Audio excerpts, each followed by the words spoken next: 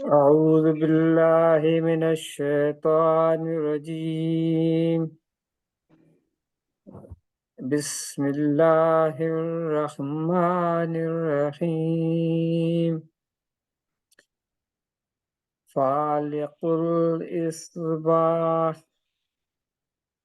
وجعل الليل سكنا والشمس والقمر حسبانا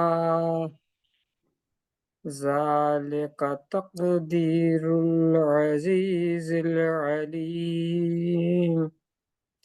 ये सूरतुल अनाम थी, इसकी ये आयत नंबर 96 थी।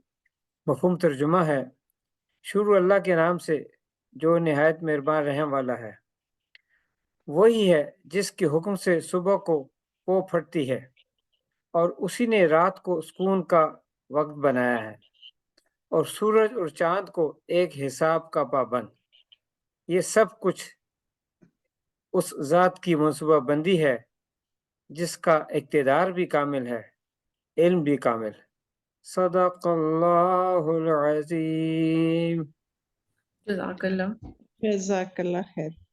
ये जी आज का वेबिनार है लेसन प्लानिंग के ऊपर और हमारी फैकल्टी मेंबर हैं डीएमई का पार्ट हैं डॉक्टर समारा और ये कर रही हैं मास्टर्स यूनिवर्सिटी ऑफ लाहौर से मेडिकल एजुकेशन के ऊपर ही एंड आई थिंक इनका अभी इम्तिहान हो जाना चाहिए। तो समारा Yes, ma'am. आपसे कुछ हम मुस्तफीद होना चाहते हैं, so you can take Thank over. you, ma'am. I'm very delighted to welcome you to today's webinar, Mastering on Lesson Planning. I am Dr. Samara Khan, speaker for today's webinar. Get ready for an insightful exploration of effective lesson planning strategies that will elevate your teaching experience. And let's make webinar a dynamic and informative journey together. So I'm going to start with sharing my PPT with you. First of all, I'm going to share my screen. So can you see that? Yes, we can. Okay. So what is lesson planning? As you all are teachers over here and you know that you're doing this since ages and you have a background story for that as well. But I'm gonna tell you how to plan a lesson in 45 minutes.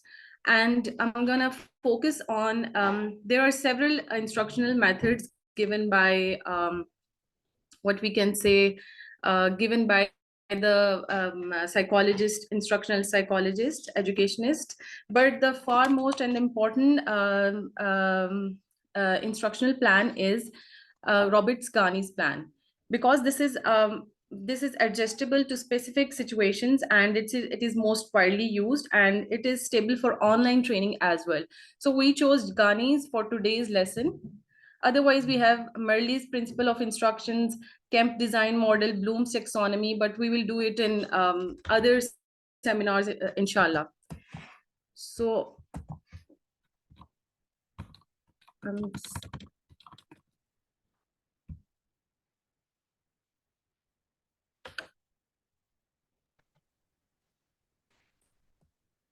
so what is this lecturing? gentleman? Sorry, this gentleman. This is pronounced Robert Ghani.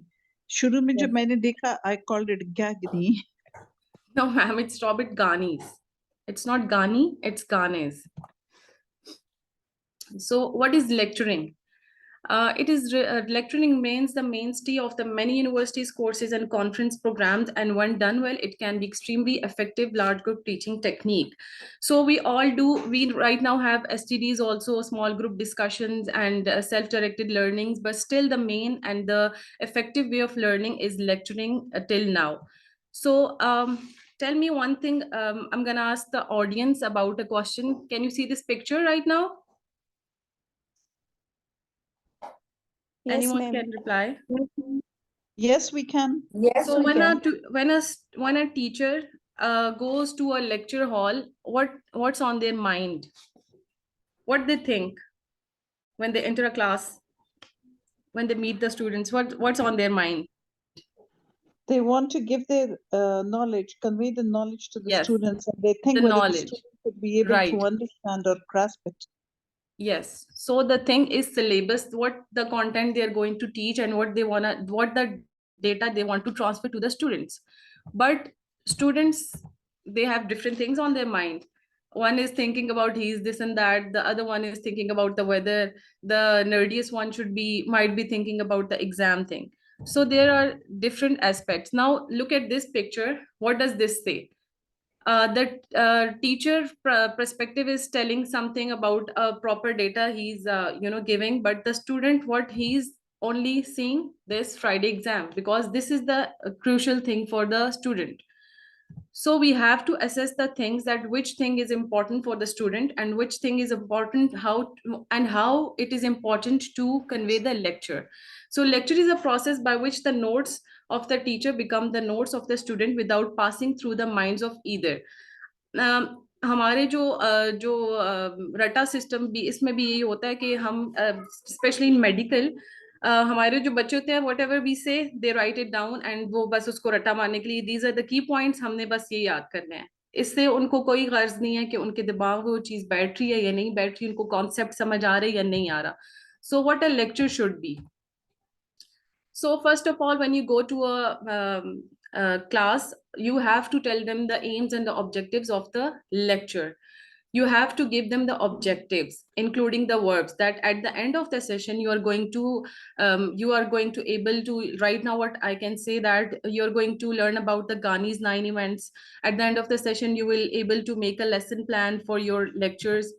So why do you do lectures? Lecture is a thing that compiles terms, concepts, interest into one thing and give it to your student.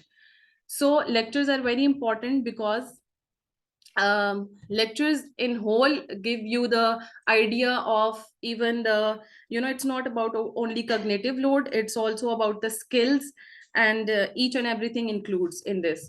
So what is this picture says? When you were in the situation of this life, do you remember any your outstanding teachers that you still remember, that वो आते थे तो उनकी class का मजा ही कुछ और था, वो समझ सही आती थी, ऐसे होते हैं ना? So do you Yes. guys remember anyone? Yes yes, बहुत सारे ऐसे थे जो अभी तक उनके नाम याद है और हमें शौक होता था उनकी क्लास में जाए। जी, तो उसमें कुछ खास तो होगा, कुछ स्पेशल होगा उस टीचर का। बिल्कुल, वो ऐसा था कि उनके बोलने का स्टाइल और समझाने का स्टाइल ऐसा होता था और वो इतना इंटरेक्टिवली इन्वॉल्व रखते थे कि बंदा बोर नहीं होता था। Interactive, right? The main thing is interaction, and the other thing is visuals and the images we show up. Like when I'm sharing this my lecture, I have mostly images out there. So what does this say? It's just a small thing that motivates students to climb up, but I have a picture of stairs inside right side, that this shows that how to motivate the students and how to climb up. So there are different type of teachers, right? So one teacher is competent teacher who just tells you the story or just tells the data, right? And the other one is a good teacher who explains everything to you in depth. And the excellent teachers demonstrate, and outstanding teachers inspire. The question I've asked you before, that who is your favorite teacher, you still remember, that was a teacher who was outstanding and he inspired you. That's why you still remember him. So the thing is, जब हम lecture एक ऐसा बनाते हैं तो it should be inspiring. It should not only just transfer the data, it should not only demonstrate, it should inspire you. And how you can inspire this, I'm gonna tell you in 9 events of Ghani's. So Ghani's gave 9 events, but in his recent research, in which he added one also, so right now it's 10, but it's still named as 9 events of Ghani's. So the first one is gaining attention. The second one is announcing objectives. And the third one is recall prerequisite knowledge. I'm gonna tell you each and everything and explain it, but right now just to read down how the schedule goes down. So the fourth one is presenting the stimulus material and providing learning guidance, eliciting learners' performance and providing feedback, Eighth one is assessing the performance, enhancing retention and transfer, provide further learning resources. So the thing is, these all things you already do because the teachers knows how to gain the attention and this and that. But to keep in the manner and to tell you how the examples, to give you the examples, I'm here to tell you about these things. So the first thing is gaining attention. In this, you can gain attention of the students when you go to the class. You can tell them to switch off or on the light, and the first and the more foremost thing we have also encountered in our life is that when the teachers come in the class, we used to stand up for them. Right now, अब students को कोई इतना force नहीं करता, कुछ नहीं कहता, because system has changed. Students खड़े हो जाए इज्जत में तो it's okay, ना हो तो भी कोई मसला नहीं होता, लेकिन it's the way of gaining attention. जब आप वो आपस में लगे होते हैं, एक टीचर एंटर होता है, तो this is a respect thing, but it's also to gain the attention, कि वो आपके लिए जब खड़े होते हैं तो अटेंटिव होते हैं कि कोई टीचर या कोई फैसिलिटेटर हमारी क्लास में है, now we are going to learn something. So there are other many ways to gain attention. You can go and you can introduce yourself and ask them to introduce, या कोई एक specific बीच में आप एक student पकड़ लें, उसको कहें कि come front and read this what I'm going to teach you, something like that. So there are several ways to gain the attention. Then the next thing is informing learners of the objectives and then stimulating recall of the prior knowledge. You know what, हमारी memory में हमेशा long term memory में हमारा data saved होता है बचपन से लेके बड़े होने तक, स्टिल अभी तक. सो जो भी हम टॉपिक पढ़ाने जाते हैं उसका कुछ ना कुछ बैकअप हमारे ब्रेन में रहता है, जो सबकॉन्शियस में हमारे होता है और हमें उसका एहसास नहीं होता. when you go to the class and you tell them the topic and you stimulate them to recall their knowledge about that thing. if you're going to teach them about eye, तो आप उनसे कहेंगे आप क्या सोचते हैं, आंख क्या है, किस बारे में है. तो उनको, किसी को अगर मेडिकल टर्म्स में नहीं भी आता होगा, लेकिन उसको एक चीज याद होगी कि हाँ मुझे बचपन में एक दफा आंख में लगी थी या मुझे एक आई इन्फेक्शन हुआ था, उससे रिलेटेड कुछ ना कुछ उसके माइंड में जरूर होगा. ये तो बहुत स्मॉल सी मैंने आपको एग्जांपल दी है, इसके अलावा भी काफी एग्जांपल्स हो सकती हैं हर टॉपिक से. सो प्रेजेंटिंग द स्टिमुलस. अब जो आपका अपना डाटा है जो आपने ट्रांसफर करना है, जो उसके पास बैकअप पे था, और अब जो आप उसको नया डाटा देना चाहते हैं, नई उसको इंफॉर्मेशन देना चाहते हैं, आप उसको वो इनकोड करेंगे. Then provide the learning guidance. आप उसको सिमेंटिंग इनकोडिंग ये होता है कि आप उसको साथ में अगर मैं उसको बता रही हूँ दिस इज अ बॉल, तो उसके साथ में उसको बताऊंगी ये बॉल है, उसकी पिक्चर दिखा दूंगी तो उसको हमेशा याद रहेगा. जब मैं अगर उसको एंटीबॉडीज का कहती हूँ तो उसके साथ में एक पिक्चर ऐसी दिखाऊंगी कि उसके दिमाग में वो रहेगी. So cementing this approach enhances comprehension, retention, and ability to apply knowledge. So इसमें हम real world applications भी कर सकते हैं. कोई उसके साथ सिनेरियो कर सकते हैं. अगर हम कार्डिक फेलियर बता रहे हैं तो उसके साथ किसी स्टूडेंट से ही पूछ लेंगे कि आपकी फैमिली में किसी के साथ ऐसा कुछ हुआ, तो वो थोड़ा सा अपना बताएगा, तो बाकी स्टूडेंट्स भी ज्यादा इन्वॉल्व हो जाएंगे. सर ने जैसे भी बात की कि interaction is the key to a lecture. So इसमें हम इंटरैक्टिव डिस्कशंस ऐसे भी कर सकते हैं, and story telling and narrative. सबसे इंपॉर्टेंट जो चीज होती है व्हेनेवर आप कोई भी टॉपिक पे बात करें, जब आप उसको एक स्टोरी की फॉर्म में बताते हैं तो हमेशा याद रहती है. सो सोमैटिक इनकोडिंग में ये सारी चीजें आ जाती हैं. उसके बाद एलिसिटिंग परफॉर्मेंस, हम कैसे उनकी परफॉर्मेंस एलिसिट करवाएंगे कि वो क्लास में अटेंटिव है, उनको समझ आ रही है, हम कैसे चेक करेंगे. प्रोवाइडिंग फीडबैक, हम उनसे फीडबैक लेंगे कि व्हाट यू थिंक, कि आप यहाँ से की पॉइंट्स क्या लेके जा रहे हैं, आप इसमें क्या इंप्रूवमेंट चाहते हैं, वो सारी चीजें हम उसके आगे आपको ये सारे तरीके बताऊंगे कि कैसे करना है. So after that assessing performance, कि आपने जो पढ़ाया वो कुछ उसको समझ आई स्टूडेंट को या नहीं, वो आपने एक लेक्चर में ये सारे स्टेप्स करने हैं. Enhancing retention and transfer. So आपने उनकी अब जो आपने उनको सारा अपना डेटा ट्रांसफर कर दिया, अब आप उसको रिटेंशन कैसे करवाएंगे, बिकॉज इतनी ज्यादा कॉग्निटिव लोड है स्पेशली ऑन मेडिकल स्टूडेंट्स, तो आप उनको कैसे ये रिटेंशन इस चीज सब की होगी, तो आपने वो कैसे इनहेंस करना है. Then provide further learning resources कि आप उसके बाद आपने अपना लेक्चर एलजीएफ हो गया, ठीक है, राइट। उसके बाद आपने उनको बुक्स दे दी हैं, उनको टॉपिक्स बता दिए, या उनको कह दिया कि दिस साइट या www डॉट इस पे जाके आप देखेंगे इस पे ये वाला डाटा अच्छा है, या आपको कोई ऐसा आर्टिकल लगता है कि ये आर्टिकल इसमें ज्यादा इफेक्टिव है, ये आप स्टूडेंट्स को पढ़ना चाहिए, तो इस तरह की आप इनको मटेरियल्स दे सकते हैं। अब जैसे मैंने बात की कि आप जब भी कोई चीज स्टार्ट करते हैं तो आप उसकी एक स्टोरी लाइन पहले स्टार्ट करते हैं। तो स्टोरी लाइन में क्या होता है, सबसे पहले बैकग्राउंड होता है कि वो कैसे चीज होगी, क्या होगी। उसके बाद हम उसमें क्या करेंगे, कुछ ऐसे इमेजेस होंगे जो बच्चों को अट्रैक्ट करेंगे, जिसमें वो उस चीज में थ्रू आउट कॉन्सेंट्रेटेड होंगे। Then start with your story board. Now you have to, when you make slides PPT की जब हम बात करते हैं, तो आपने choice of movement, choice of image, choice of word, choice of flow, ये हर चीज आपने अपने माइंड में रखनी है when you make a PPT. PPT should not be very dull, you know, it should be very exciting कि students वो चीज देख के उनको खुशी हो ना कि। और एक तो दूसरी चीज कि हम लोग जो कलर्स अपने चूज करते हैं उनका ये भी एक प्रॉपर प्रेजेंटेशन होनी चाहिए इस पे। लेकिन अगर मैं शॉर्टली आपको बताऊं कि इसमें बहुत ज्यादा फर्क जो है ना हमारी पीपीटी का भी पड़ता है कि वो किस तरह की है। सो अगर आपकी वो कलरफुल, थोड़ी डार्क कलर्स नहीं, लाइट कलर्स होने चाहिए जो आंखों को अपील करें, उसकी राइटिंग स्टाइल, उसके इमेजेस, उसकी वर्ड ऑफ चॉइस, उसकी चॉइस ऑफ इमेज के इसके साथ ये लगना चाहिए। जब सारी चीजें होती हैं तो एक पीपीटी कामयाब पीपीटी बनती है। So we are going to start with our first step, that is gaining attention of the learners, जो कि मैंने आपको थोड़ा सा बताया भी है कि कैसे हम अटेंशन रीगेन कर सकते हैं। लेकिन अगर अब जैसे मैं आपको ये बताऊं कि इस पे लिखा हुआ है कि अब ये पिक्चर आपको क्या शो कर रही है? Army man, army somebody man. What fighting, does army man do? fighting somebody at war. Yes.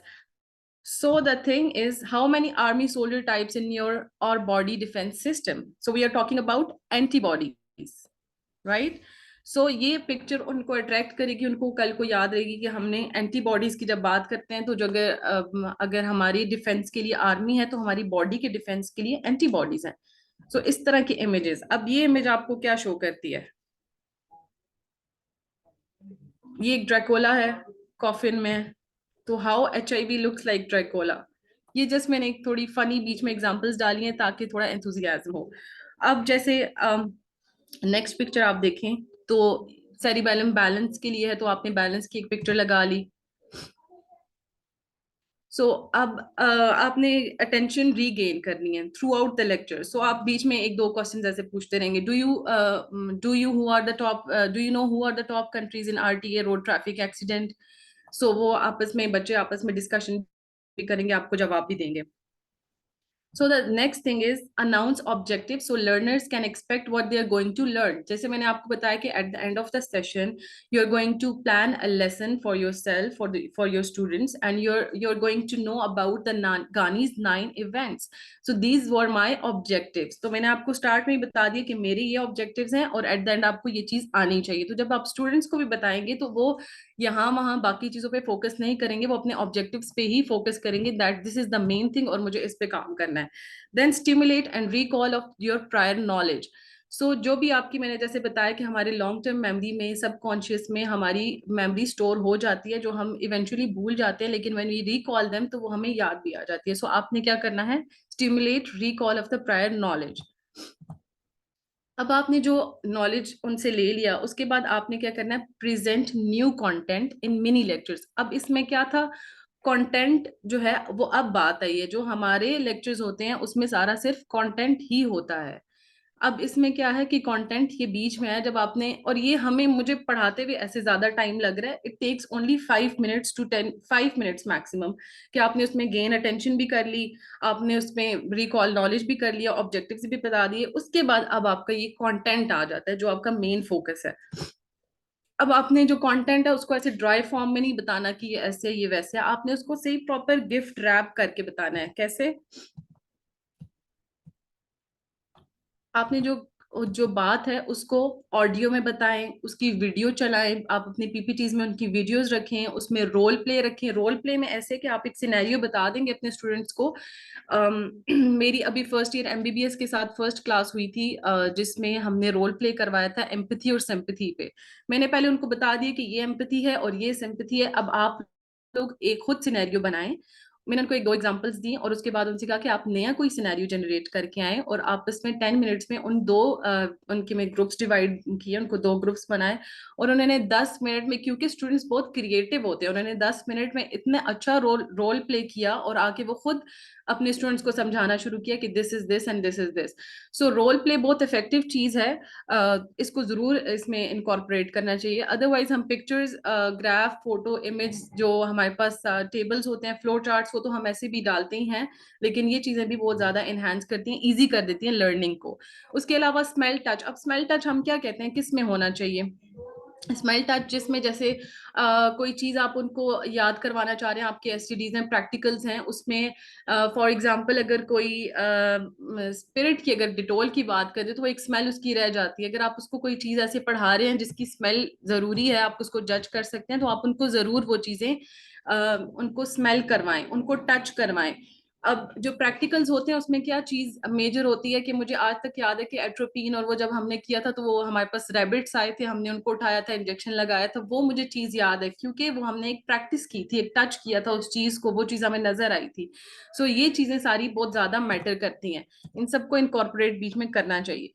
So provide learning guidance. अब इट डिपेंड्स कि आपके पास ऑडियंस कैसी है। अब you guys are doctors already, तो मैं आपको बीच में बेसिक लेक्चर्स की चीजें नहीं बता सकती कि वो आपको ऑलरेडी पता है कि ये मेरा कंटेंट होगा, ये इसको मैं ऐसे लेके चलूंगा, ये वाले बुलेट्स पॉइंट्स इंपॉर्टेंट है तो उसको मैं बुलेट्स में लिखूंगा। वो सब चीजें आपको ऑलरेडी आती हैं। सो मैंने आपको सिर्फ एक उसको कैजुअल करना, एक प्रॉपर तरीके से अलाइन करना बताया है। सो इसी तरह जब आप स्टूडेंट्स के साथ होते हैं तो आपने उनका माइंडसेट दिखना है कि वो किस तरह के स्टूडेंट्स हैं और वो किस तरह क्या चीज चाहते हैं। सो अगर फर्स्ट ईयर है तो उसको आप ज्यादा पोलाइटली और ज्यादा उस तरह उसको आप समझाएंगे, बहुत बेसिक लेवल से चीजें समझाएंगे, क्योंकि वो तो एक लेमैन से अभी डायरेक्ट फर्स्ट ईयर में है।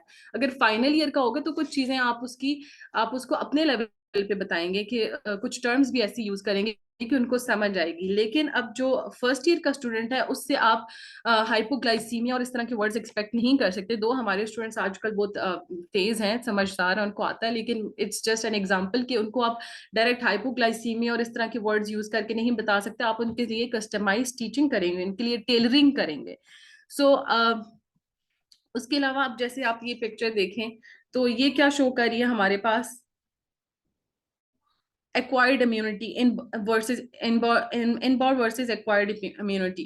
कि अब एक इम्यूनिटी आपके अंदर है, एक जब आप एक्वायर करते हैं वो कैसी होगी, उसके साथ आप एक पिक्चर लगा देंगे कि आपने अपना डिफेंस पहले से कर लिया।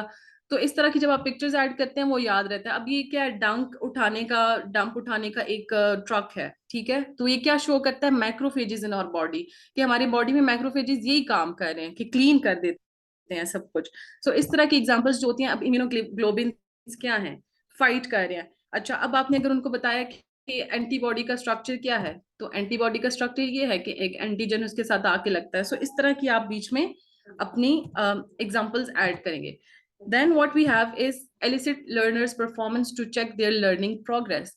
अब आपने अपना लेक्चर दे दिया, आपने अपना कंटेंट दे दिया, अब आप देखना चाह रहे हैं कि उसकी परफॉर्मेंस इनहैंस करें, कि वो बीच में, अब 45 मिनट्स है या 60 मिनट्स का लेक्चर है, तो वो ज्यादा बच्चे बीच में आपसे डिस्पर्स उनका माइंड होना शुरू हो जाता है। वो शुरू में अटेंटिव थे, चीजें थी आई, ठीक है, अब वो थोड़े से डल हो गया। अब आपने क्या करना है, उनकी परफॉर्मेंस को कैसे एलिसिट करना है।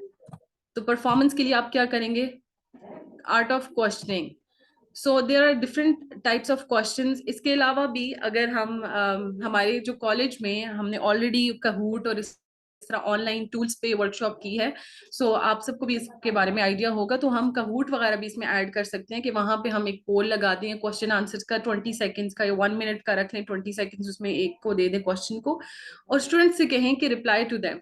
और पोल का ये होता है कि जब आप पोल करते हैं क्वेश्चन को लिख के और उसके व्हाट्सएप ग्रुप में ही वो पोल उसको भेज दें और सब स्टूडेंट से कहें कि आप पोल करें। पोल इसलिए इजी होती है क्योंकि वो उनका नेम वगैरह सब कुछ नहीं आता, तो वो इजीली हर बच्चा कोशिश करता है कि मैं अपना आंसर आंसर करूं। सो Kahoot भी बहुत अच्छा है और वो भी इजी है। अगर आप सब लोग कहें तो मैडम प्रिंसिपल कहें तो हम इस पे ऑनलाइन टूल्स पे एक और आपके लिए वेबिनार कर सकते हैं। तो उसमें ये होता है कि आपको ये सारे टूल्स समझ आते हैं कि आपने ऑनलाइन एक साइट पे जाके एक क्वेश्चनेयर बनाना है, ये ऑलरेडी आप बना के आएंगे, उस टाइम पे नहीं बनाएंगे। सो आपने सिर्फ अगर 2 मिनट भी उसको दे दिए और आप अपने स्टूडेंट्स को कहेंगे कि आप इस पे लॉग इन करके आएं और इसके आंसर्स करें, तो आपको वहीं पे समझ आना शुरू हो जाती है कि बच्चों को समझ आ रही है या नहीं, वो किस लेवल तक पहुंचे हैं, हम जो समझाना चाह रहे हैं वो उनको समझ आ रही है, उसका क्वेश्चन का वो आंसर दे पा रहे हैं, और कितने % क्लास को समझ आ रही है। अगर 50 से अबव है तो इट्स गुड, आप प्रोसीड करें आगे फर्दर। लेकिन अगर नहीं आ रही तो आप वहीं पे स्टॉप करेंगे। हम जब tailoring and customisation of the teaching कहते हैं तो हम इसका मतलब यही है कि हम वहीं पे स्टॉप करें और हम वहां पे देखें कि क्या मसला चल रहा है, कि बाकी बच्चों को क्यों नहीं समझ आ रही। सो फर्स्ट क्या हो गया हमारे पास, according to the timing lecture phase, inductive हो गया, फॉर्मेटिव और सबमिटिव। सबसे पहले इंडक्टिव में हमने क्या कर लिया, गेन अटेंशन, बिल्ड और requisite knowledge, spark a discussion. आपस में उन्होंने डिस्कस भी कर लिया, ये ऐसे था, या मेरे फैमिली में ये हार्ट अटैक वाला सिनेरियो ऐसे हुआ था, फिर हमने ये किया था। उसके बाद formative, check for the understanding and get feedback. जब आप उनसे वर्बली ऐसे किसी बच्चे को बीच में खड़ा कर दिया, what you think about this, तो फॉर्मेटिव हो जाती है। सबमिटिव जो वो होती है, जैसे अगर हम at the end of the session उनके लिए कोई MCQ या समथिंग लाइक दैट, जिसके प्रॉपर डेफिनेट आंसर हो, क्लोज एंडेड क्वेश्चन हो, और उसके आप परफॉर्मेंस में उसके मार्क्स हो, तो उसको हम सबमिटिव कहते हैं। सो क्वेश्चंस किस टाइप के होने चाहिए जब आप उनको स्टिमुलेट कर रहे हैं, तो ओपन एंडेड क्वेश्चंस भी हो सकते हैं, डाइवर्जेंट एंड क्लोज एंडेड भी हो सकते हैं। ओपन एंडेड के वो कोई भी खड़ा होकर अपना कोई पॉइंट ऑफ व्यू दे सकता है कि I think about this this this, और ये सिनेरियो ऐसे है और ऐसे है, ठीक है, this is open ended question. When you call about close ended question, तो वो कन्वर्जेंट होता है, वो एक फिक्स पॉइंट होता है जो आप चाह रहे हैं कि यही इसका आंसर होना चाहिए। अगर मेरी डायग्नोसिस कार्डिक फेलियर है तो यही होनी चाहिए, that is close ended question. Open ended में ये होगा कि वो अपना सिनेरियो प्रॉपर बता देगा, ये ऐसे है और ये वैसे है, तो आई थिंक लाइक ये ऐसे भी हो सकता है, ठीक है। सो ये क्वेश्चंस हो सकते हैं, लेकिन ये फॉर्मेटिव असेसमेंट है, इसमें कोई भी मसला नहीं है। आपने स्टूडेंट्स को ज्यादा इंकरेज करना है कि वो सब हर कोई अब मेरी क्लास में ये होता है कि मैं उनमें कहती हूँ कि चलें जो वॉलंटियरली हाथ खड़ा करेगा, तो जो वॉलंटियरली नहीं करता तो वो जिस जो लाइन ज्यादा करती है हम उसके लिए क्लैपिंग करते हैं कि इस लाइन में ज्यादा लोग हैं, तो अगली दफा वो दूसरी लाइन जो होती है, रो बनी होती है, उस वो वाले भी लोग कोशिश करते हैं कि हम भी हाथ खड़ा करें और इस चीज का जवाब दें। सबसे जो बड़ी बात है जो हमने अपने उसमें फील की थी जब हम स्टूडेंट थे, कि टीचर्स बहुत ज्यादा या तो स्ट्रिक्ट नहीं भी थे, लेकिन हमें बहुत ज्यादा डर लगता था कि हम उनसे खड़े होकर बात नहीं कर सकते थे, अपना पॉइंट ऑफ व्यू नहीं दे सकते थे। लेकिन जो अब हमें ये सब चीजें जब हम सीख रहे हैं मेडिकल एजुकेशन में, तो उसमें सबसे बड़ी चीज आपका मेन जो क्लाइंट कह दें वो स्टूडेंट है। जब स्टूडेंट ही सेटिस्फाइड नहीं है तो आपकी टीचिंग का क्या पर्पस फुलफिल नहीं होता। सो आपने स्टूडेंट्स को इतना अपने साथ एटलीस्ट कंफर्टेबल करना है कि वो खड़े होकर आपसे नॉर्मल कोई भी डिस्कशन कर सकें। सो ओपन एंडेड, ये क्लोज एंडेड क्वेश्चंस जो हैं, ये फॉर्मेटिव असेसमेंट है, ये ड्यूरिंग द लेक्चर आप ले सकते हैं, राइट। सो उसके बाद प्रोवाइड करेक्टिव फीडबैक। अब जो है वो आपने फीडबैक उनको कैसे देना है, सही। तो इसमें अब हमारे पास डिफरेंट चीजें होती हैं कि अब आपको पता है स्टूडेंट्स आपको डायरेक्ट आके नहीं कहेंगे कि मैम मुझे ये समझ नहीं आई थी, कुछ कह भी देते हैं और कुछ चुप करके चले जाते हैं। वो आपको एक्चुअल में हमारा वैसे क्वालिटी असेसमेंट जो भी होती है उसमें आ जाते हैं फीडबैक्स जो ओरिजिनल हैं, लेकिन at the at the moment, उस टाइम पे क्लास में, उस लेक्चर में, वो आपको कभी नहीं बताएगा कि मुझे ये चीजें समझनी है, ये तो आपने गुजार दी ऐसी सर से, ये तो आपने गुजर गए, फास्ट फॉरवर्ड हो गए, हमें तो इस बेसिक चीज का नहीं पता। सो जो करेक्टिव फीडबैक है उसके डिफरेंट वेज हैं।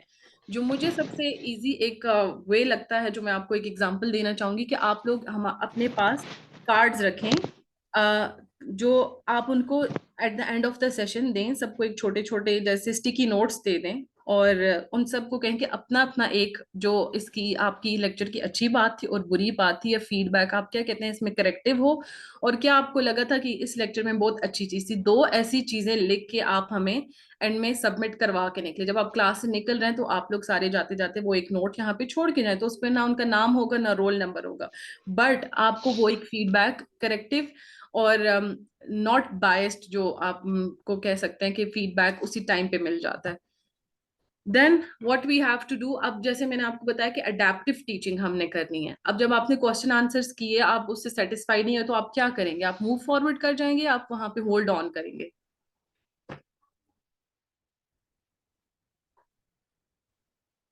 Anyone can answer.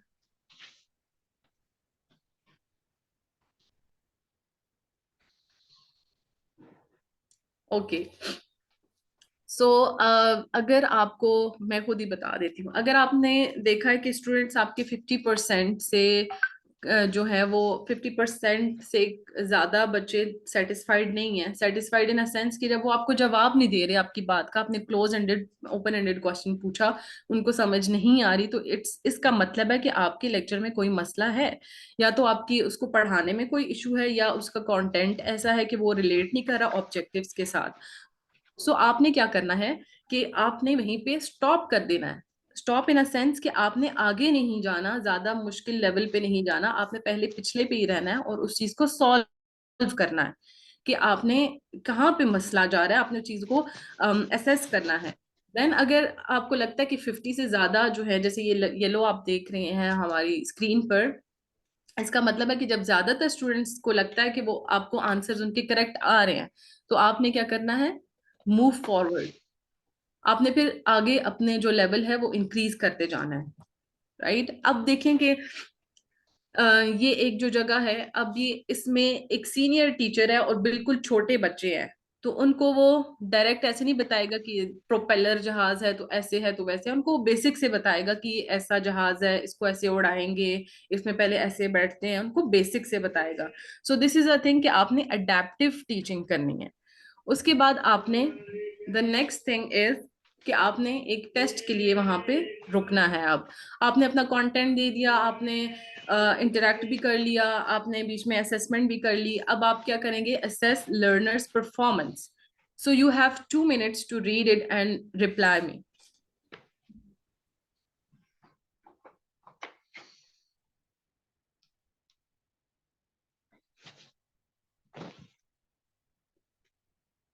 I can read it for you. So the first question is, considering Gani's 9 events of instruction, describe how the gaining attention phase can be effectively implemented in a lecture. Provide an example of a strategy or technique that captures learner interests and sets the stage for the optimal engagement in the subsequent instructional events. Simple is that, गानी का आप बताएं कि क्यों effectively implement करना है, and then the other कोई साथ में एग्जांपल दे, आप कैसे क्लास में जाएंगे तो attention gain.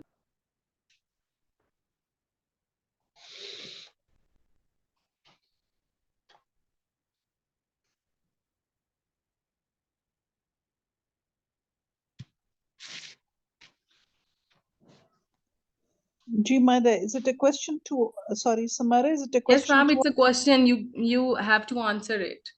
All the participants. हाँ, तो गानीज का पहले स्लाइड में हम कोई चीज ऐसी बना के दे देंगे which will really get their attention, या हम कुछ यूं बोलेंगे some punchline के सारे students attentive हो जाएं। Yes, ma'am.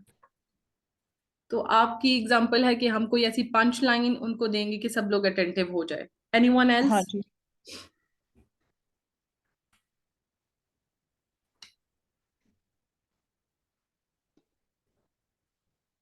So ma'am doctor Salma कुंडी ने सबसे अच्छा आंसर किया है, और हमेशा से हम ये होता है कि हम सबसे पहले जाके कोई पंच लाइन या कोई ऐसी बात करेंगे कि वो सब अटेंटिव हो जाएं। जैसे मैंने आपको कहा कि वो जब खड़े भी हो जाते हैं तो वो अटेंटिव हो जाते हैं, उनका ब्रेन एक तरह सेटल हो जाता है कि अब हमारा लेक्चर स्टार्ट होने लगा है। So these are the main Gagne's events. अब आपने क्या करना है? आप सब कुछ हो गया, आपने उनसे एनहांस भी कर लिया, उनसे टेस्ट भी ले गया, अब आप क्या करेंगे? उनकी retention and transfer of the data वो कैसे एनहांस करेंगे? सो किसी के माइंड में कोई आइडिया है?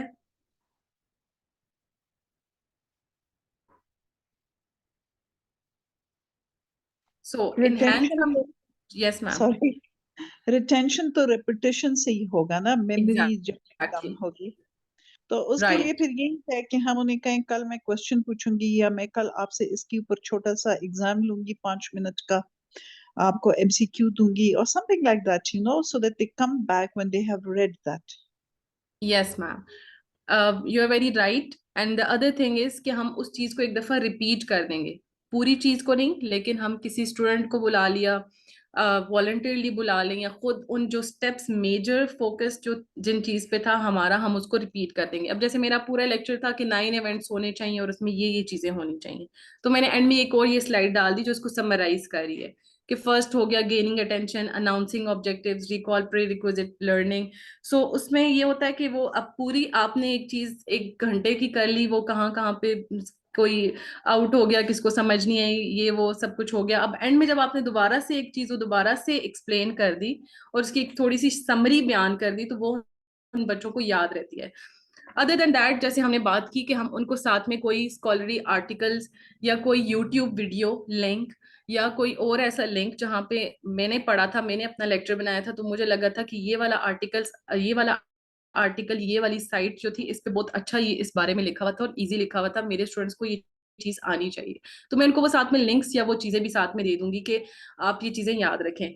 अदर देन दैट, जो ये एंड में मैंने पिक्चर लगाई है, तो ये एक ऐसी चीज होनी चाहिए कि इस पे आप थोड़ी सी देर रुक जाएं, 2 मिनट तक इस स्लाइड को रखें और इस चीज को रिपीट करें उन स्टूडेंट्स को। जैसे हम अपने FSE के लेवल पे हमारे teachers at the end of the session वो बार बार हमसे पूछते थे फिर इसमें क्या पढ़ा, इसमें क्या पढ़ा, तो वो जो टीचर्स हमसे ज्यादा पूछते थे उनका हमें हमेशा याद रहता था कि कल मैम ने मुझसे ये क्वेश्चन पूछा था और मुझे भूल गया था, अब तो मुझे ये याद है कि इसमें ये चीज थी।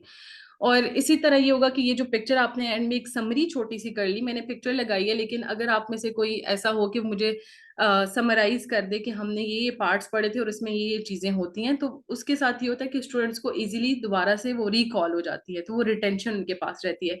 This is the thing. Otherwise जो पिक्चर्स होती है, इमेजेस, उनकी रिटेंशन ज्यादा होती है, जो टेक्स्ट होता है उसकी रिटेंशन कम होती है, इसलिए हम ज्यादा प्रेफर करते हैं कि उसमें आप पिक्चर्स ऐड करें। अब जैसे एंटीबॉडीज की थी, वो साथ में उनको पिक्चर याद रहेगी, ऊपर लफ्ज फिर भी उनको शायद भूल रहा हो, लेकिन उनको पिक्चर याद होगी कि एक उसमें फौजी की पिक्चर लगी हुई थी। तो इस तरह की जो पिक्चर्स, वीडियोस, ये चीजें होती हैं वो ज्यादा इफेक्टिव होती हैं। टेक्स्ट जो होता है, इसीलिए जब आप PPT बनाते हैं उसमें टेक्स्ट की लिमिटेशंस हैं कि इतना टेक्स्ट होना चाहिए, इतना साइज होना चाहिए और इतनी सी लाइन होनी चाहिए। 7 वर्ड्स लाइन होती है, हमारे पास 7 लाइंस होती हैं, बुलेट्स होती हैं, ठीक है। ये सारी चीजें आपको जब PPT बनाते हैं, ये सारी चीजें आपने माइंड में रखनी है। तो ये आपकी इसी सारे गानीज 9 इवेंट्स में वो ये सारा एक आप जो आपका जो PPT है वो पूरा आपका गानीज के 9 इवेंट्स पे जब बनता है, तो वो आपकी सबसे बेस्ट PPT होगी और जो आपको स्टूडेंट्स के लिए बहुत ज्यादा इफेक्टिव होगी। उसके बाद आपने इनहेंस कर दी रिटेंशन। जैसे आपने जब रिकॉल किया तो उन सबको भी, बाकी सब जो सुन रहे हैं, जो पार्टिसिपेट नहीं भी कर रहे, तो उनको एक चीज दोबारा से जहन नशीन होगी कि अच्छा ये चीजें हैं। देन उसके बाद अब मैंने एक वो पिक्चर डाल दी। अब मैं आपको साथ में समझाने के लिए दोबारा से मैंने एक चीज डाल दी कि गेन अटेंशन कर दी। वो कैसे की, start with a quiz, static question, famous code और मल्टीमीडिया प्रेजेंटेशन, ठीक है। उसके बाद अनाउंस ऑब्जेक्टिव्स, लिस्ट, नेगोशिएट, ये सारी समरी ही है एक्चुअली। तो ये मेरे लिए कोई भी कर सकता है और मैं खुद भी कर सकती हूँ। तो बेस्ट ये होता है कि आपकी ऑडियंस में से, आपके जो स्टूडेंट्स होते हैं उनमें से कोई समराइज करे, तो आपको खुद भी एक फीडबैक भी मिल जाता है, ठीक है। एक तो रिटेंशन भी हो जाती है और ये दोनों, वो नहीं होता कि दोनों काम एक चीज में हो जाते हैं। तो ये आप उनसे रिटेंशन भी हो गई और साथ में उनसे आपने फीडबैक भी ले लिया। सो जब मैं ये चीजें सारी रिपीट करूंगी तो किसी से मिस भी हो गया, कोई जब अटेंटिव नहीं था तो वो दोबारा से सुन लेगा और ये बहुत इजीली समराइज हो जाती है। लेक्चर जो होता है वो आपका इन डेप्थ डिटेल होती है, जो आपकी समरी होती है वो सिर्फ समराइज करती है वो जो सारी डेटा की समराइजेशन है। सो अब हम कहते हैं कि अनाउंस ऑब्जेक्टिव्स हमने किए, फर्स्ट गेन अटेंशन कर ली, उसके हमने तरीके बता दिए, अनाउंस हमने कर दिया, ऑब्जेक्टिव्स अपने, स्टिमुलेट, रिकॉल और द प्रीरिक्विजिट नॉलेज जो उनके जहन में पहले से था। अब जो फर्स्ट ईयर स्टूडेंट्स आते हैं वो एटलीस्ट अपने FSE में सेल तो पढ़ के आते हैं, हार्ट तो पढ़ के आते हैं। जब आप उनको फिजियोलॉजी और एनाटॉमी में जब वो रिकॉल करते हैं कि सेल आज हम पढ़ेंगे, तो आपको क्या लगता है इसमें क्या क्या चीजें होनी चाहिए, माइटोकॉन्ड्रिया, मुझे स्टिल याद है कि हम एफएससी में ये चीजें पढ़ते थे, ऑर्गेनेलीज पढ़ते थे सारी। तो वो आपको जब आप फर्स्ट ईयर में आ गए अपने एमबीबीएस या बीडीएस के, आपको एटलीस्ट इतना नॉलेज तो होता है आप तक बेसिक। सो इसी तरह फाइनल ईयर में भी आपको फर्स्ट ईयर एनाटॉमी की कुछ चीजें भूल जाती हैं, लेकिन जब आप उसको रिकॉल करते हैं, एक बच्चे को एक चीज याद होगी, दूसरे को दूसरी होगी, इस तरह वो करके सब लोग आपस में जब बात करेंगे तो उन सब का नॉलेज रिकॉल हो जाता है। उसके बाद आपने प्रेजेंट कंटेंट कर दिया, जो भी आपका डाटा है, new data, not the previous आपने स्टिमुलेट एंड रिकॉल में कर दिया। जो आपका न्यू डाटा है जो आप ट्रांसफर करना चाहते हैं वो आपके कंटेंट में आएगा। उसके बाद आपने प्रोवाइड गाइडेंस करनी है using chunking, metaphors, mnemonics. Yes, जो हमारा मेडिकल है उसमें निमोनिक्स बहुत ज्यादा इंपॉर्टेंट है। कि अगर आप कोई चीज आपको लगता है कि ये जैसे फार्मा में हम लोग बहुत ज्यादा निमोनिक्स बनाते थे, तो वो चीजें आपको याद रहती हैं। जिस मेडिसिन या जिस चीज के साथ आप एक निमोनिक, और उस टाइम भी ये होता था कि हम टीचर से छुपाते थे कि इसका ये निमोनिक बना हुआ है। तो हमारे जो एमओज होते थे वो ज्यादा, और जो हमारे सीनियर होते थे वो हमें बताते थे कि इसका ये निमोनिक है तो ऐसे याद कर लो। सो ये टीचर्स के लिए भी है कि आप अपने स्टूडेंट्स को खुद निमोनिक्स दे सकते हैं। आप उनको बता दें कि इसके साथ ये वर्ड है, आप इसके साथ कोरिलेट कर लें और इस तरह इस चीज को याद कर लें। सो उसके बाद रिहर्सल, बार बार पूछना, बार बार करवाना। और इसके बाद elicit performance, give learner and opportunity to practice.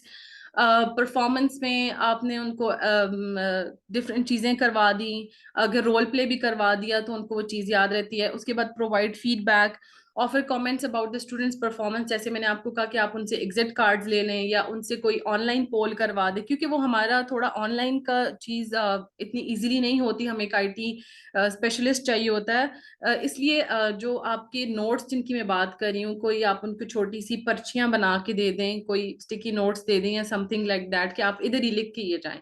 अगर इसके अलावा अगर आपके पास बैकअप आईटी बहुत स्ट्रांग है, तो आप उनके हर क्लास के आप बना सकते हैं, आप उनसे फीडबैक्स उसी टाइम पे ले सकते हैं। ड्यूरिंग द क्लास आप उनसे व्हाट्सएप पे भी पोल ले सकते हैं।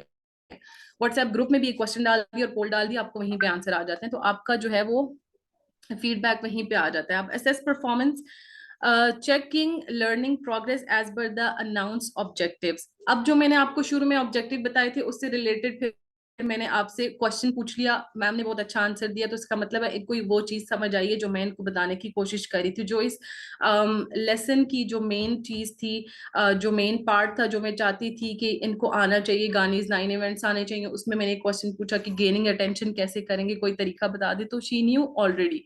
तो उनको वो चीज समझ आई है, इसका ये मतलब है कि मेरा लेक्चर इफेक्टिव था। उसके बाद इनहेंस रिटेंशन एंड ट्रांसफर, तो उसमें put the learner in transfer situation, involve him or her in similar case, discuss similar signs and different differential diagnosis। एक तो ये चीज होगी, साथ में हमने उनको बार बार पूछा, समराइज कर दिया। दूसरी चीज ये होगी, उसके बाद हमने सजेशन एंड रिसोर्सेज, आपने उनको इनहेंस रिटेंशन में एक और चीज भी आप दे सकते हैं, आप इनको असाइनमेंट्स भी दे सकते हैं। तो आप इनको कोई असाइनमेंट दे दें, आप चाहते हैं कि ये टॉपिक बहुत इंपॉर्टेंट है, आप इनको एक असाइनमेंट दे दें कि नेक्स्ट में आप आएंगे तो ये सबमिट करवाएं। और जब वो आप उनको असाइनमेंट लिखने के लिए एक चीज देंगे, जब वो टेक्स्ट लिखते हैं तो उनको वो याद रहता है। टेक्स्ट हमेशा लिखने से याद रहता है, लेक्चर हमेशा pictures and audios and videos से याद रहता है। ये सारी चीजें बेसिक हमें थोड़ी सी इसमें ना थोड़ा सा हमें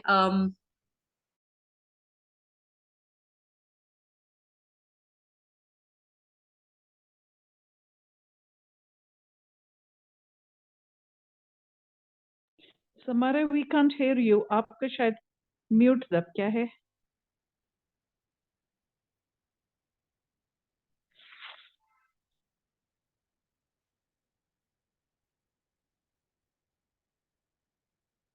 Samara, we can't hear you.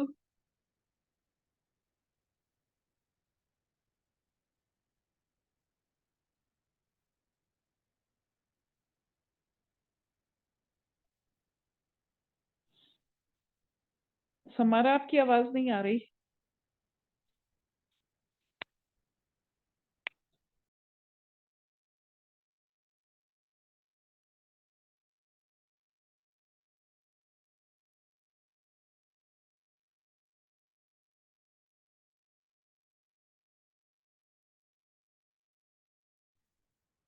Aamir Munib, do something about Samara's voice. उसकी आवाज नहीं आ रही.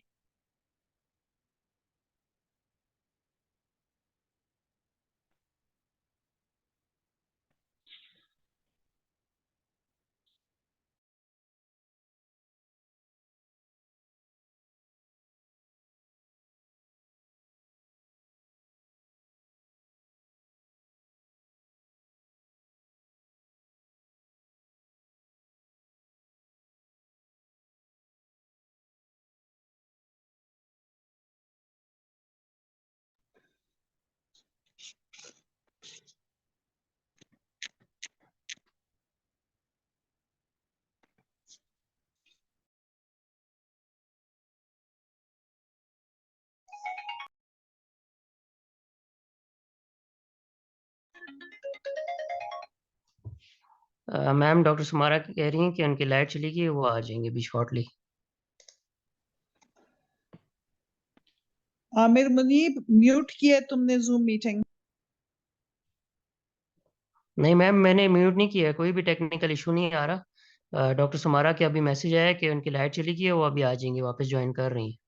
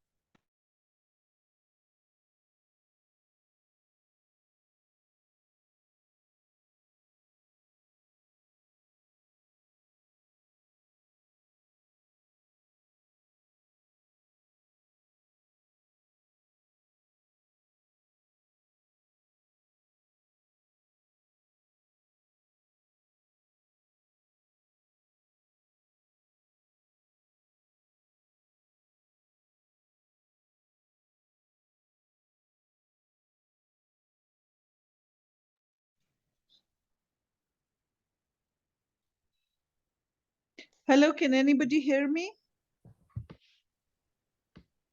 राशिद, आपको आवाज आ रही है? जी मुझे आ रही है। वो जो है मेरे ख्याल में जो स्पीकर है उसकी लाइट वगैरह चली गई है। हाँ, उसकी लाइट वो गई हुई है. खैर, तो वो अभी एनीवे, ज्वाइन जब कर तक रहे हम थे। अपनी बात करते हैं, यहाँ पे हमारे प्रोफेसर रफीक खानानी साहब मौजूद हैं. अस्सलाम वालेकुम डॉक्टर रफीक खानानी साहब.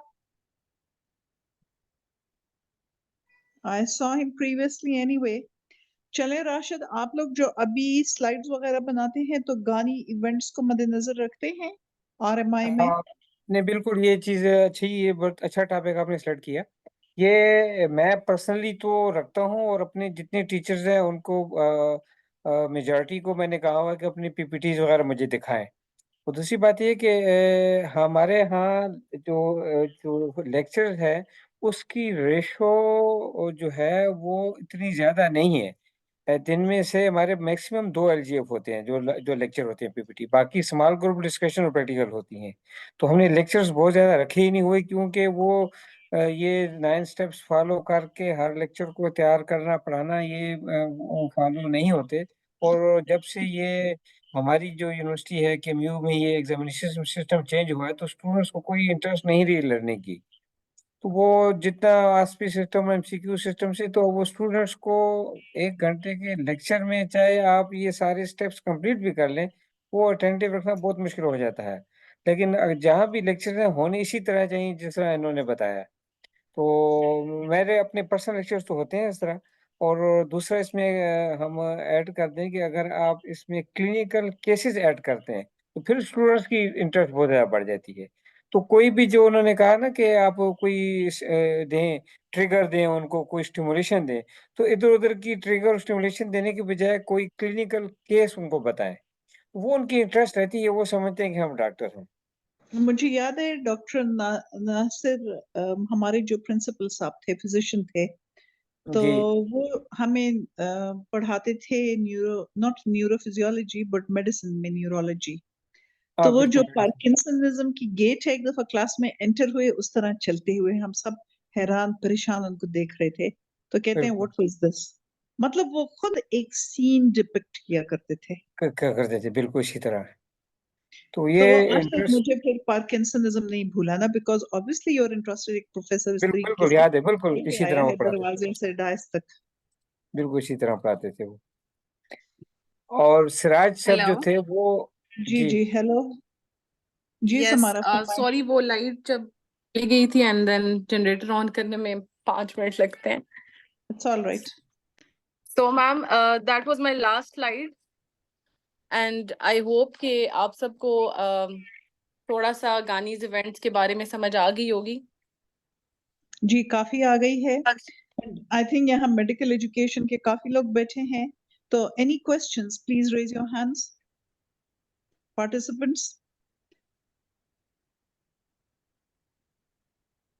मैं प्रोफेसर रफीक खानानी साहब से बात करना चाहती थी, लेकिन he is probably left.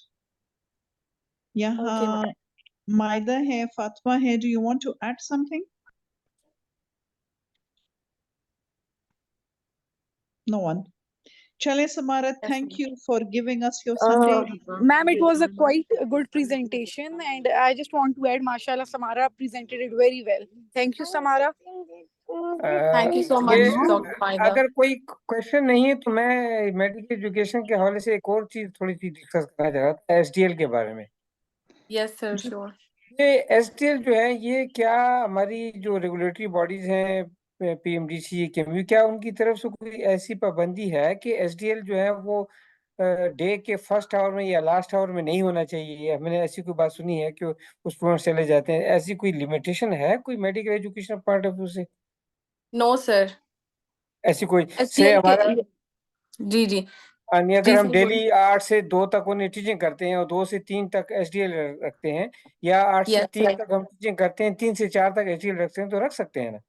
Yes sir रख सकते हैं, इसमें कोई भी ऐसा नहीं है कि आप ये टाइम हो रही है ना हो, जस्ट आपके एलोकेटेड आवर्स हैं एसडीएल के, आपने वो पूरे करने हैं, अच्छा, दैट्स उस इट। पे एसडीएल में क्या स्टूडेंट की अटेंडेंस जरूरी है? वो तो खुद है, सेल्फ डायरेक्टेड है, जहाँ मर्जी जाके पढ़ लें, क्या यस उनको सर, सेल्फ डायरेक्टेड का सर वो लॉन में भी पढ़ सकते हैं, लाइब्रेरी में भी पढ़ सकते हैं, क्लास में भी पढ़ सकते हैं, लेकिन हम लोग अपने कॉलेज में उनको ज्यादा क्लास में ही छोड़ते हैं कि वो अपनी क्लास में एसडीएल लें। तो क्या उसकी अटेंडेंस भी होती है? Yes sir, sir at the हाँ, एंड ऑफ क्योंकि द डे आपके वो आवर्स कैलकुलेट होते हैं अच्छा, टोटल तो में। उसमें अटेंडेंस लेना लाजमी है, यू मीन? जी हाँ सर। जी।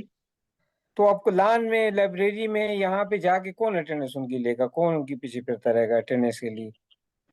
सर वही बात है, इसलिए हम क्योंकि हमारे पास एज सच वो नहीं है, तो हम अपनी क्लास में ही लेते हैं, वहाँ पे हमारा आईटी बंदा जाके उनसे अटेंडेंस लेके आ जाता है। अगर कोई उनको और सुपरवाइज तो हम उनको कर नहीं सकते, कोई फैसिलिटेटर नहीं दे सकते, लेकिन सीआर या स्टूडेंट्स में से कोई एक भी लेके दे सकता है। अच्छा, इस तरह, क्योंकि हमारे वहाँ पे डिस्कशन हो रही थी तो इस पे थोड़ा इख्तलाफ था कि अटेंडेंस होनी चाहिए या नहीं होनी चाहिए ना, तो मैंने कहा चलें ये आपकी एक्सपीरियंस से हम ये फायदा उठा लें। ठीक है, thank you sir very much. Because at the end PMDC तो हमसे प्रूफ मांगती है ना, मांगती तो है ना उनको तो हमें शो करना 500 होता है। 500 एसडीएल आवर्स इन 5 इयर्स, वो लाजमी है गालबन जी ना। जी जी, हाँ, 100 पर ईयर, तो हमने उनको शो तो करना है फिर नहीं, वो। 100 पर ये कहीं नहीं लिखा हुआ, ये इस पे भी इख्तलाफ है, ये भी जरा चेक कर लें। आर यू श्योर सर कि हर कहीं लिखा सर हुआ है मेंशन्ड 100 है, पर ईयर? ऑलरेडी मेंशन्ड है हर उसमें क्लास में अपने, उन्होंने एसटीएल आवर्स एलोकेट किए हुए हैं 100 मॉड्यूल्स पर में। ईयर लिखा हुआ है? क्योंकि मेरे पास जो sir sir I am doctor, dealing with BDS, तो बीडीएस हमारे फर्स्ट ईयर बीडीएस में तो 100 लिखा हुआ है, 100 उसमें हमने लिखा देने हुआ हैं हर हाल है, में। अच्छा। जी जी क्योंकि हमारे जो है डॉक्टर सरमकुंडी, आपको इलम है, क्योंकि हमारे जो पीएमटीसी डॉक्यूमेंट है उसमें लिखा हुआ है 505 ईयर्स, तो हाँ कहीं लेकिन 100 देखिए, पर। अपने आप को इजी करने के लिए अगर हम 100 पे पर ईयर डिवाइड कर लें तो हमारी ही आसानी होगी ना, हर एक सब्जेक्ट पे इक्वल हाँ, वो चला जाएगा। हाँ, लेकिन मेरे ख्याल में ऐसी लिमिटेशन नहीं है, आप अगर फर्स्ट ईयर में 80 करते हैं, सेकेंडरी में 120 कर दें, एंड सो ऑन, इस तरह कुछ कर हाँ सकते वो हैं ठीक तो। है, it depends upon I think the institute. ऐसे- Fatima and Maida, do you have anything to add to this? 100 mandatory तो नहीं है every year के लिए? Ma'am actually we have the same thing, हमने 100 डिवाइड किए हुए पर ईयर पे, और इन द एंड क्लिनिकल्स में आई थिंक सो 75 आवर्स हैं, और बाकी सब में थोड़े ज्यादा हैं, क्योंकि बेसिक्स में we have the time to add STL. In clinicals थोड़ा सा इशू आ जाता है फोर्थ और फाइनल ईयर में। चले ठीक है। So I think nobody has any question. Then I think we'll call it a day. Thank you to all the attendees, and I really miss Professor Rafiq Khanani, who jaldi chale gaye. Rashid, उनका number अगर है मुझे भेज दीजिए, उनका मैं शुक्रिया अदा करूं। आज मुलाजिम साहब नहीं है, लेकिन फिर भी अटेंडेंस माशाल्लाह बहुत अच्छी रही है। और समारा का लेक्चर जिन्होंने नहीं अटेंड किया उन्होंने मिस किया। Samara, I really enjoyed it. Thank you so Thank you much, ma'am. very much, It means a and lot. all of you have a nice weekend. इंशाल्लाह Thank you, अब ma'am. बड़ी छोटी ईद के बाद मिलेंगे इंशाल्लाह, क्योंकि रमजान में हम नहीं होल्ड करेंगे webinars. Take care Okay, of ma'am. yourselves. All the Okay, best to you. ma'am. Thank you. Take care, ma'am. Okay, Allah Allah Hafiz. Hafiz. Okay जी, अल्लाह हाफिज। Allah Hafiz.